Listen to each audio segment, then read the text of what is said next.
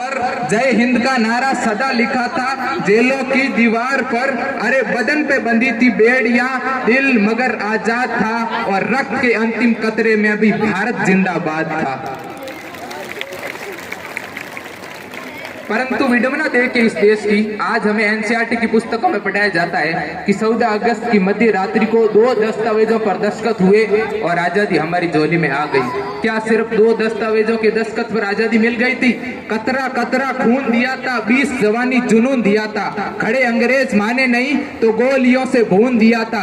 गोरियों के गाल नहीं थे ना आवाज मंजीरों की, खन खनाट गूंजती थी सेल्यूलर में जंजीरों की। राजनीति से मिली नहीं है, नहीं खरीदी पैसों से, सौदा लहू के मोल हुआ था भगत सिंह जैसों से। और उन माओं ने गोली खाई है बेटे लटके फंदों पर। आजादी की डोली उठी है कुर्बानी के कंधों पर। हमारे बीच आज तिरंगा लहराता है, हमारी आन बान और शान का प्रतीक। मैं इस तिरंगे को कुछ कहना चाहूंगा कि प्यासे वीरों को लहू का उन्माद पिलाने आया हूँ। ए तिरंगे सलाम तुझे है फरियाद दिलाने आया हूँ। तेरे खातिर कितनी कोके पलक झपकते खाली हो गई, झांसी वाली तलवारें भी आजादी को मतवाली हो गई।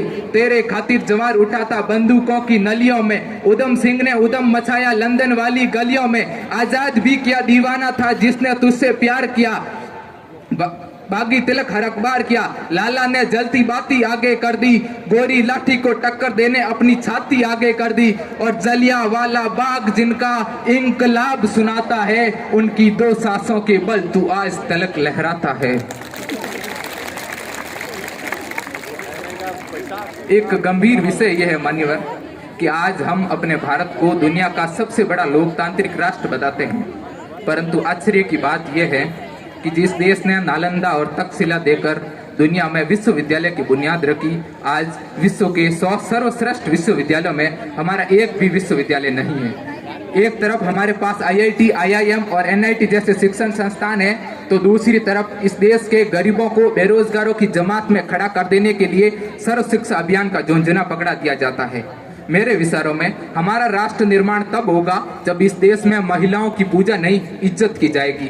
राष्ट्र निर्माण तब संभव होगा जब जाति के आरक्षण पर नहीं समाज सशक्तिकरण पर बात की जाएगी। राष्ट्र निर्माण तब संभव होगा जब स्वच्छता अभियान में केवल सरकारें नहीं, सड़क पर चलने वाला हर एक नागरिक हाथ बटाएगा, स्वच्छ भारत स्वस्थ भारत को दिल से अपनाएगा। असली मायने में हमारा राष्ट्र निर्माण तब संभव होगा जब एक गरीब बच्चा मध्याह्न भोजन के लिए नहीं बल्कि यानरसन के लिए सरकारी स्कूल के चौखट पर कदम रखेगा।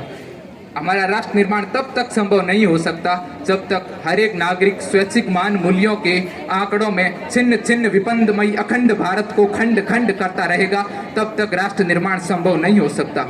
मैं सैल्यूट करना चाहूँगा हमारी सुरक्षा के लिए दिन रात खड़े हर एक उस जवान को, इस देश की पुलिस प्रशासन और किसान को, और हर एक उस नागरिक को जो अपना काम ईमानदारी, पूरी मेहनत और लगन से करते हैं, जिनके बिना राष्ट्र निर्माण का सपना देखना भी असंभव सा लगता है।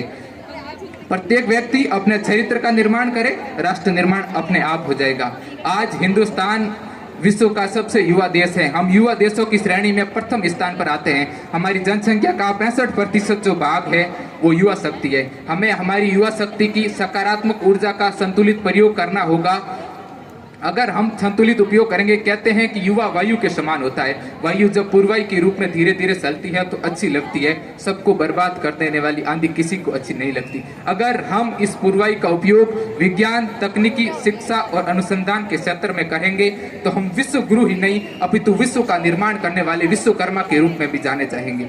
हमें अप दीपो भव की अवधारणा को साकार करना होगा और अंधेरे को कोसने की बजाय दीपक जलाने की परंपरा की शुरुआत करनी होगी। इन्हीं शब्दों के साथ मैं अपनी वाणी को विराम देता हूँ। जय हिंद, जय भारत।